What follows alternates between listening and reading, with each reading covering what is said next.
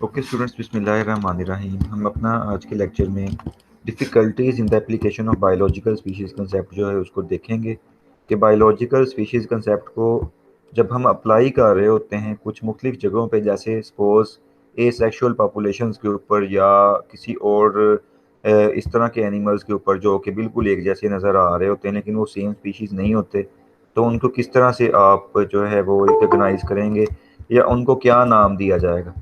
तो इसमें बहुत सारी हम नेमिंग रीजंस भी देखेंगे कि क्या क्या नाम रखे जा सकते हैं ऐसे एनिमल्स के जो कि बायोलॉजिकली स्पीशीज़ तो नहीं हैं, यानी वो इंटरब्रीडिंग नहीं कर रहे होते।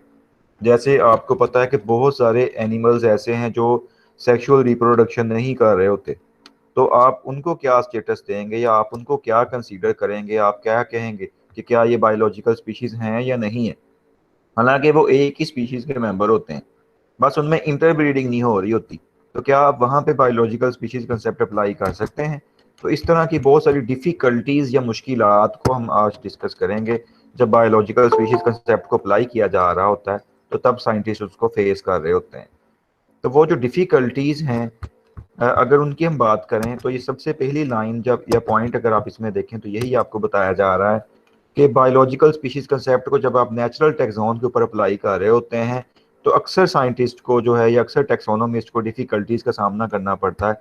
लेकिन इसका हरगिज मतलब ये नहीं है कि ये कंसेप्ट इनवैलिड है। कंसेप्ट वैलिड है, लेकिन डिफिकल्टीज को देखते हुए फिर स्पीशीज को जो है वो मुख्तलिफ फिर नेम दिए गए हुए हैं अपनी आसानी के लिए। जैसे अब ऐसी स्पीशीज या ऐसे मेंबर्स जो कि सेक्सुअल रिप्रोडक्शन नहीं कर सकते हैं, तो इनको ए गैमो स्पीशीज, बाइनोम्स या पैरा स्पीशीज या सूडो स्पीशीज कहा जाता है।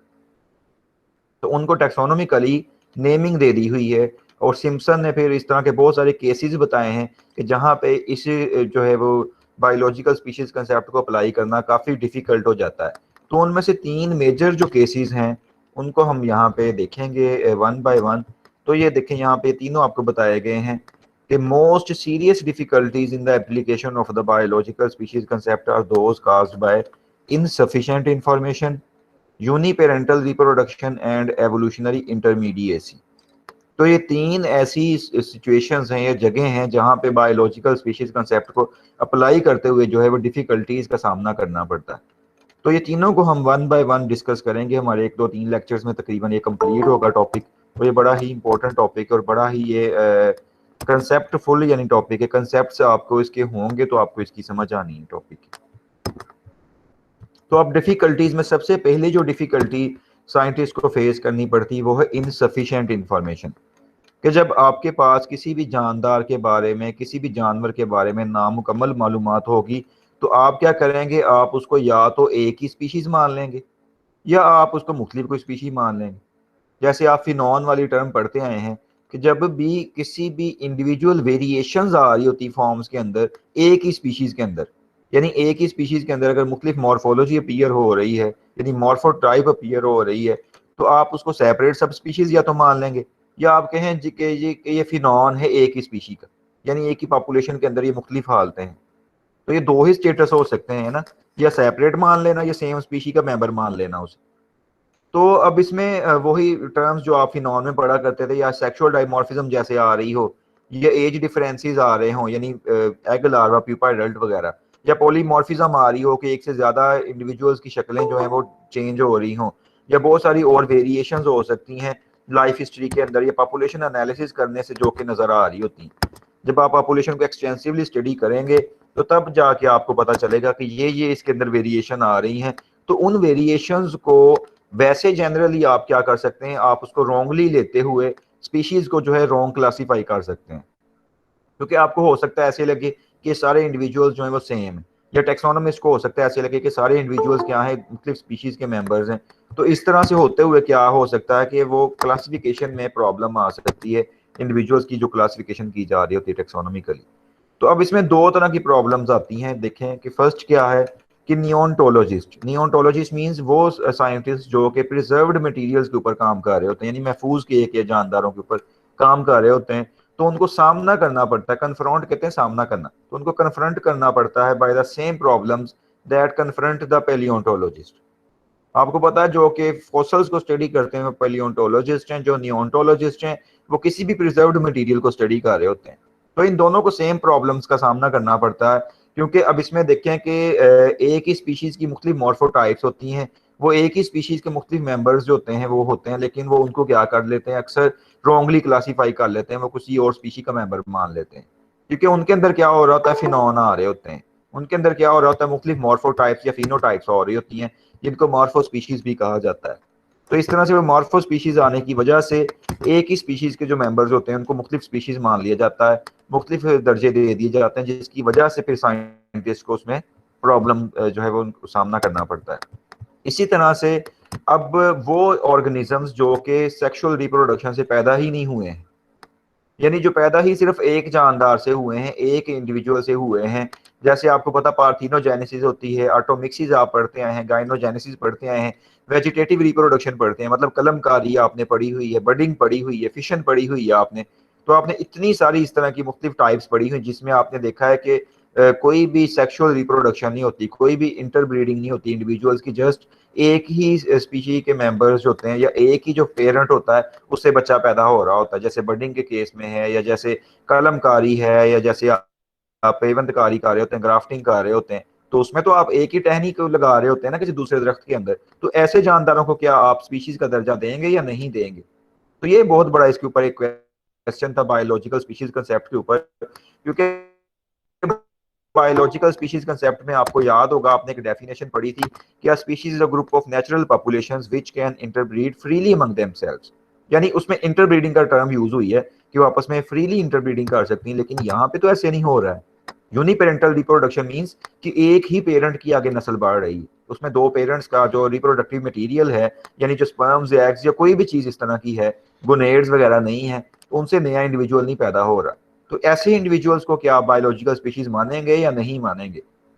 तो यहाँ पे बहुत बड़ा एक क्वेश्चन आता है कि देखिए अब ऑब्लिगेटरी रिकम्बिनेशन नहीं यहाँ पे हो रही। बायोलॉजिकल स्पीशीज वो हैं जिनके अंदर सेक्सुअल मटेरियल की रिकम्बिनेशन होती है, जेनेटिक मटेरियल की पेरेंटल इंडिविजुअल्स के, तो उससे फिर नया बच्चा पैदा होता है।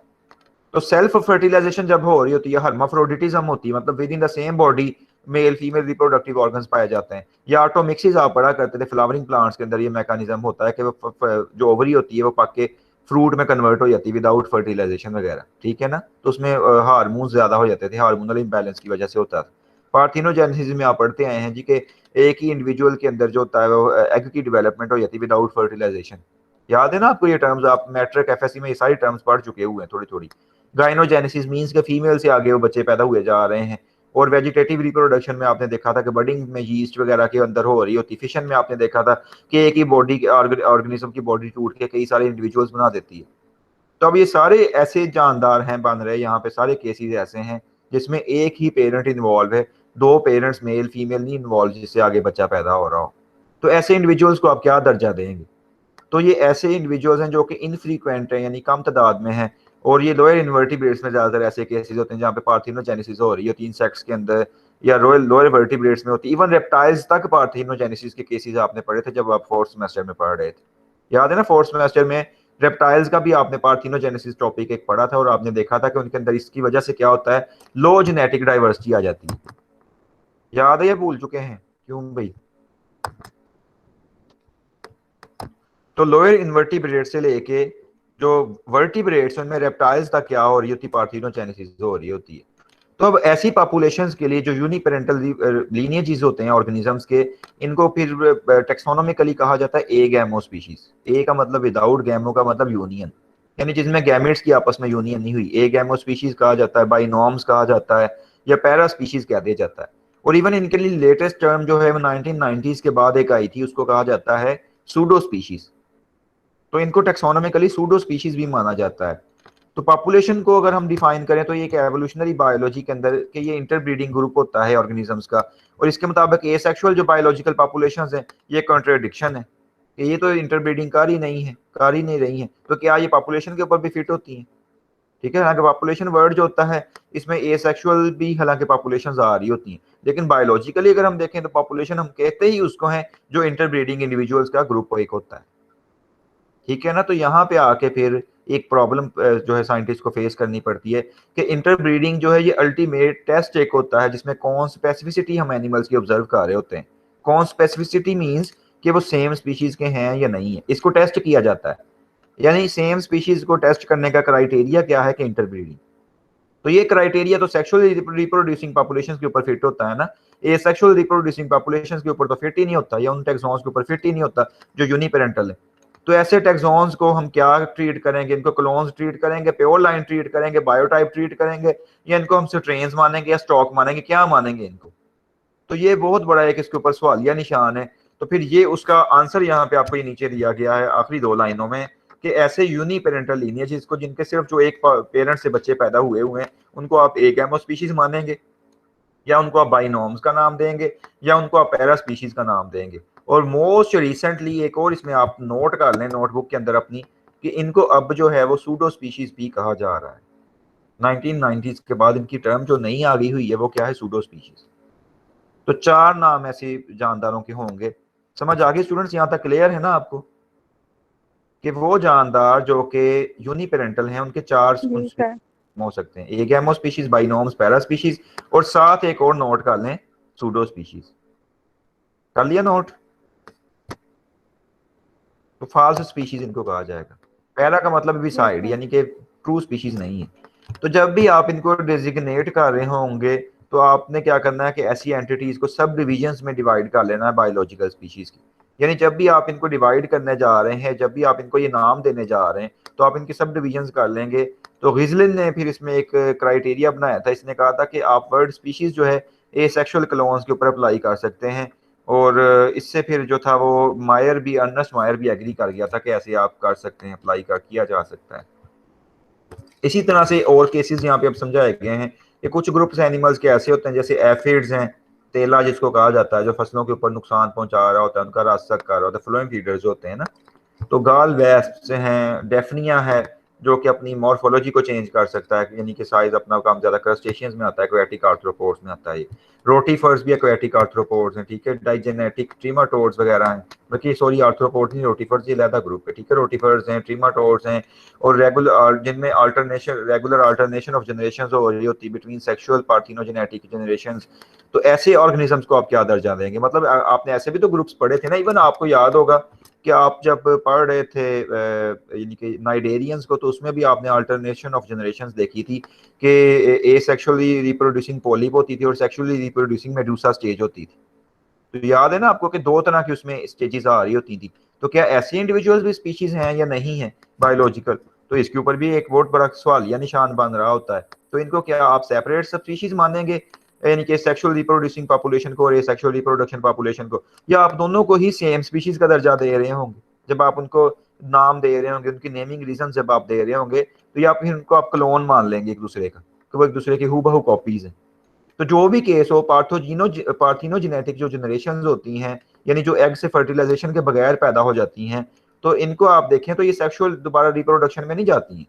जैसे खासतौर पे एफिड्स के केस में देखें, तो जब भी उनकी एसेक्सुअल रिप्रोडक्शन से वो बनेगी तो वो वैसी ही रहेंगी, वो दोबारा से सेक्सुअल रिप्रोडक्शन की तरफ नहीं जा पाएंगी।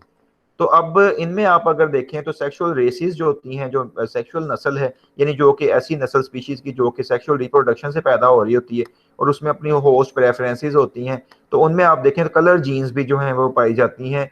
तो ऐसे पार्थिनोजेनेटिक टैक्सॉन्स को आप क्या कहते हैं, स्पीशीज का दर्जा दे देते हैं। लेकिन फिर भी इसमें आपने ये मद्देनजर रखना है कि वो जानदार जो कि एक ही मतलब जेंडर की तरफ चले जाएं। सिंपली आपको इस पहले का मैं मीनिंग समझाता हूँ। देखें, अगर 2 तरह की ना रिप्रोडक्शन एक ही पॉपुलेशन में हो रही हो, मतलब उनमें अल्टरनेशन ऑफ जनरेशन हो रही हो, तो वो सेक्सुअल रिप्रोडक्शन भी कर सकते हैं, एसेक्सुअल रिप्रोडक्शन भी कर सकते हैं, तो आप उनको उस वक्त स्पीशीज का दर्जा देंगे जब वो एक ही जगह पे ठहर जाएं, यानी उनके अंदर एक रिप्रोडक्शन का मैकेनिज्म परमानेंट हो जाए। यानी अगर वो एसेक्सुअल रिप्रोडक्शन कर रहे थे तो वहीं पे वो स्टिक कर गए हैं, उसकी नस्ल जब एसेक्सुअल रिप्रोडक्शन करके बन गई हुई है और वही चलती जा रही है, तो आप कहेंगे कि ये स्पीशीज हैं, ये बायोलॉजिकल स्पीशीज हैं। लेकिन जब उनमें अल्टरनेशन ऑफ जनरेशन हो रही होगी तो तब आपको बहुत सारी कंसिडरेशंस करनी पड़ेंगी, तब आप उसको स्पीशीज का दर्जा प्रॉपर नहीं दे पाएंगे। क्लियर? जी सर। यहाँ तक क्लियर है स्टूडेंट? उसके बाद नेक्स्ट पैरा में देखें, अब कुछ केसेस ऐसे भी हैं जिनमें यूनिपेरेंटल रिप्रोड्यूसिंग लाइंस जो होती हैं वो परमानेंट होती हैं, मतलब वो नस्ल चलती जा रही है, एक पेरेंट से नस्ल बनी है, वो बनी जा रही है, आगे बनी जा रही है। तो इस केस में आप क्या करेंगे, स्पीशीज जो होती हैं उसमें आप उनको स्पीशीज तब मानेंगे जब उनमें मॉर्फोलॉजिकल डिफरेंस आ जाएगा।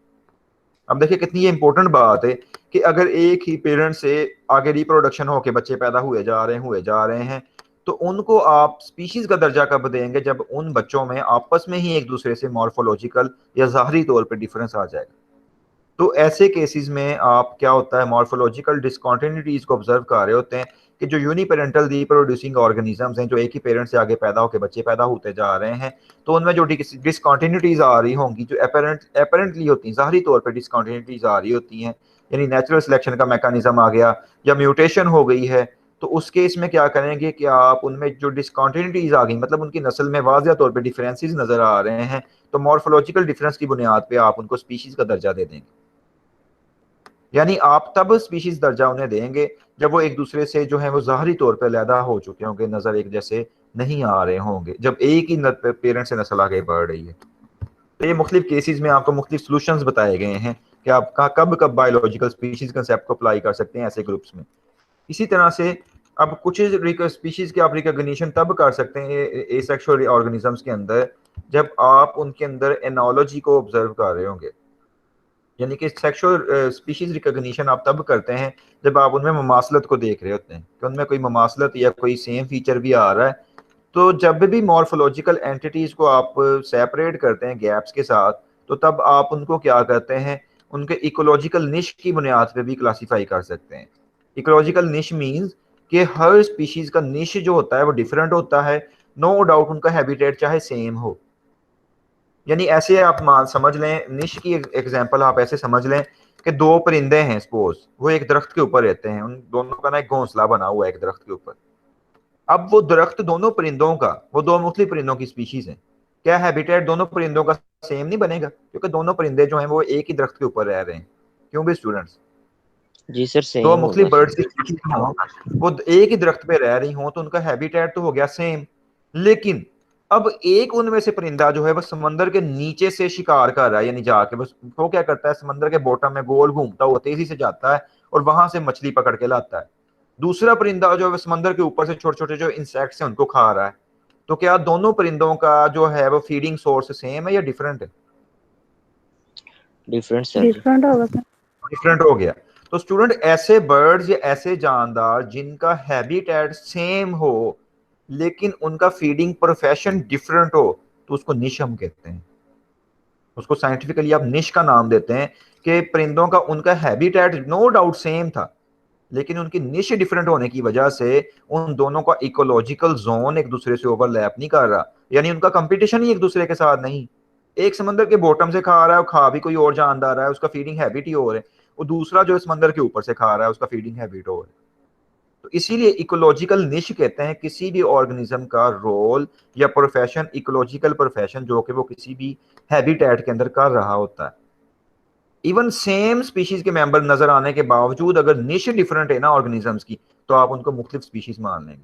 निश की समझ आ गई ना? अब आपको ये एक आपको सिंपल एग्जांपल से समझाने की कोशिश की है कि उनका फीडिंग हैबिट जो है वो जी डिफरेंट है। सर। एरिया हालांकि सेम है, उनका रहने का हैबिटेट सेम है, लेकिन इकोलॉजिकल निश डिफरेंट होने की वजह से उनका जो है वो आप उनको सेपरेट स्पीशीज मान लेंगे। तो यही यहाँ पे समझाया गया आपको इसके अंदर कि अब वो अक्सर क्या होता है कि सिमिलर एंटिटीज यानी सेम वजूद जो होते हैं वो एक इकोलॉजिकल निश को ऑक्यूपाई कर रहे होते हैं और हर एक का एक अपना एवोल्यूशनरी रोल होता है। तो ऐसे ग्रुप्स के केस में जैसे डेलॉइड रोटीफर्स हैं, तो ये सारे रिप्रोडक्शन कर रहे होते हैं ओब्लिगेट पार्थिनोजेनेसिस के जरिए से। तो इनके अंदर बायोलॉजिकल मीनिंग जो है मॉर्फोलॉजिकल स्पीशीज का वो काफी हद तक मैच करता है। और जब भी इकोलॉजिकल निश इनकी सेपरेट हो जाएगी, इनके अंदर गैप आ जाएगा इकोलॉजिकल निश डिफरेंट होने की वजह से, तो आप इनको स्पीशीज सेपरेट स्पीशीज का दर्जा दे देंगे, स्पीशीज रिकॉग्निशन आप इनकी कर सकते हैं। हालांकि कहने को ये एसेक्सुअल ऑर्गेनिजम्स हैं, यानी ये पार्थिनोजेनेसिस कर रहे हैं, लेकिन जब इनकी निश डिफरेंट हो गई है तो इस वजह से आप इनको सेपरेट स्पीशीज का दर्जा दे देंगे।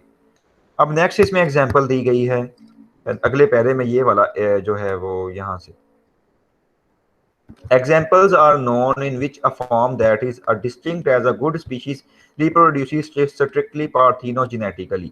तो अब यहाँ पे एग्जांपल ये दी गई है कि कुछ ऐसे भी इंडिविजुअल्स ऑब्जर्व किए गए हैं जो पार्थिनोजेनेसिस के जरिए से रिप्रोडक्शन कर रहे होते हैं और इनमें कोई भी बाई पेरेंटल स्पीशीज जो होती हैं वो नहीं पाई जाती हैं जो कि ब्रांच ऑफ हो रही हो, यानी एक ही पेरेंट से वो पैदा हो रहे हैं, पार्थिनोजेनेसिस हो रही होती है। तो इनकी नोमेनक्लेचर कैसे आप जस्टिफाई करेंगे? तो अब यहाँ पे इसका ये आंसर दिया हुआ है, जो पैरा आप देख रहे हैं लाइन से, कि whenever several reproductively isolated chromosomal types occur within species, कि एक ही स्पीशी के अंदर क्या हो कि क्रोमोसोमल आइसोलेशन हुई हो, यानी क्रोमोसोमल मिसमैचमेंट हो रही हो, उनके क्रोमोसोम्स ही आपस में मैच नहीं कर रहे स्पीशीज के मेंबर्स के, हालांकि दिखने में वो एक जैसी स्पीशीज है। जैसे क्रस्टेशियंस की एग्जांपल दी गई है एक्वेटिक आर्थ्रोपोड्स की, उनमें एक आर्थ्रोपोड की स्पीशीज है आर्टीमिया सेलाइना। तो आर्टीमिया सेलाइना लीनियस जो एक स्पीशीज है इसकी, ये देखें आपको इटैलिक्स में लिखी हुई है। तो इसमें क्या होता है कि आप इनके मेंबर्स को नोमेनक्लेचरली डिस्टिंग्विश कर सकते हैं। तो आप ऐसी स्पीशीज के मेंबर्स को जो कि रिप्रोडक्टिवली आइसोलेटेड हों क्रोमोसोमल पॉपुलेशन, उनको आप माइक्रो स्पीशीज का नाम देंगे और इनको रेस आप मानेंगे कि उसकी एक खास नस्ल है ये। वैसे आप उसको रेस का दर्जा देंगे कि ये उसकी नस्ल थी फलानी, यानी कि अगर आप रवायती तौर पे देखें तो उसको रेस नाम देंगे, लेकिन टेक्सोनॉमिकली आप उसको माइक्रो स्पीशीज मान लेंगे। तो माइक्रो स्पीशीज की यहाँ पे डेफिनेशन क्या बन रही है कि रिप्रोडक्टिवली आइसोलेटेड क्रोमोसोमल पॉपुलेशन, यानी ऐसी पॉपुलेशन जिनमें क्रोमोसोमल मिसमैचमेंट हो रही है, क्रोमोसोम्स ही आपस में एक दूसरे के साथ साइनेप्सिस नहीं कर रहे, क्रॉसिंग ओवर नहीं हो रही उनकी, तो इस वजह से वो रिप्रोडक्टिवली आइसोलेटेड हो गए। दिखने में वो एक जैसे हैं, यानी दिखने में वो मॉर्फोलॉजिकली आर्टीमिया सेलाइना के मेंबर्स एक जैसे हैं क्रस्टेशियंस के, लेकिन उनमें रिप्रोडक्टिव आइसोलेशन कहाँ पे? क्रोमोसोमल लेवल पे है।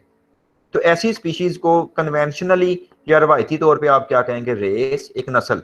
हम कहते हैं ना ये फलान नस्ल है, फलान नस्ल की बकरी है, फलान नस्ल का जानवर है, तो ऐसे ये फलान नस्ल तो मान लेंगे आप उसकी, लेकिन इन क्रस्टेशियंस को आप अगर वैसे देखें क्रोमोसोमल लेवल पे, तो आप इनको टेक्सोनोमिकली क्या दर्जा देंगे? इनको आप माइक्रो स्पीशीज का नाम दे रहे होंगे। क्लियर? जिनमें जी सर क्रोमोसोमल जी। मिसमैचमेंट हो तो उनको माइक्रो स्पीशीज आप कहेंगे। तो इस तरह से ये डिफिकल्टी यहाँ पे कंप्लीट हो जाएगी। इसी तरह से अब यहाँ पे एक और एग्जांपल दी गई कि 1000 एनिमल स्पीशीज ऐसी हैं साइंटिस्ट को पता है, मेल सेक्सिस, यानी कि जो है वो सेक्स के अंदर, जिनके अंदर मेल सेक्स होती ही नहीं है और या नॉन फंक्शनल होती है, यानी फीमेल ही जो है उनके अंदर रिप्रोडक्शन करी जा रही होती है बस बार बार, यानी फीमेल से ही आगे बच्चे पैदा हुए जा रहे होते हैं, जिसको थैलेटोकी कहा जाता है। ये TH लिखा हुआ है स्टूडेंट्स, इसके साथ एच से पहले टी भी है, थैलेटोकी, THELYTOKY। ठीक है, थैलेटोकी एक टर्म यूज होती है, ये स्पेशलाइज्ड टर्म है पार्थिनोजेनेसिस, जिसमें जस्ट फीमेल से ही आगे बच्चे पैदा हुए जा रहे होते हैं, तो उसको थैलेटोकी कहा जाता है। तो इस केस में आप क्या करेंगे?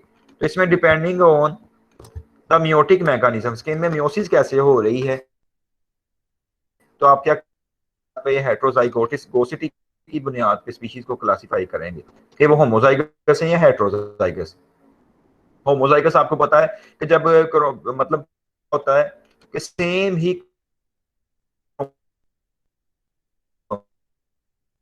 हेट्रोजाइगस आपको पता है जब डिफरेंट क्रोमोसोम्स आ रहे हैं, ठीक है ना, हेट्रोजाइगोसिटी। अगर तो सेम क्रोमोसोम है, यानी होमोजाइगस अगर जनरेशन पैदा हो रही होगी, तो वो कुछ इंसेक्ट्स के केस में ऐसे होता है कि उनमें होमोजाइगस नस्ल ही पैदा हुए जा रही होती है, तो आप उसको एक अलग स्पीशीज मान लेंगे। अगर हेट्रोजाइगस पैदा हो रही है तो आप उसको एक अलग से स्पीशीज मान लेंगे।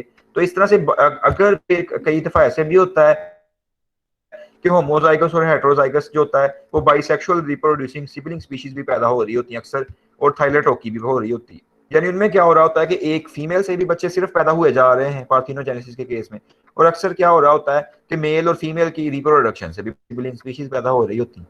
तो कुछ ऐसे इंडिविजुअल्स भी अजीब तरह के होते हैं। तो ऐसे केस में आप क्या करेंगे? हेट्रोजाइगोसिटी की वजह से जो थाइलेटोकी हो रही होती है, उसमें आप स्पीसिएशन जब उनमें हो जाएगी, यानी नई स्पीशीज बन चुकी होंगी, तो आप पार्थिनोजेनेसिस पे और वो दोबारा पहुंच चुकी हो, तो आप उनको जो है वो हाइब्रिड के तौर पे मान लेंगे। यानी कि वो जानदार जिनमें सेम टाइम पे थाइलेटोकी यानी पार्थिनोजेनेसिस भी हो रही है और वो सेक्सुअल रिप्रोडक्शन भी कर रही हैं, तो उनको जब एक जगह पे वो जाके ठहर जाएंगी, उनको आप नई स्पीशीज मान लेंगे, उनके स्पीसिएशन होने की वजह से उनको हाइब्रिड के तौर पे आप ले लेंगे। और ऐसी स्पीशीज को आप जो होगा वो क्या करेंगे? स्पीसिएशन इवेंट्स की बुनियाद पे क्लासीफाई कर रहे होंगे, यानी नई स्पीशीज बनने के इवेंट्स को।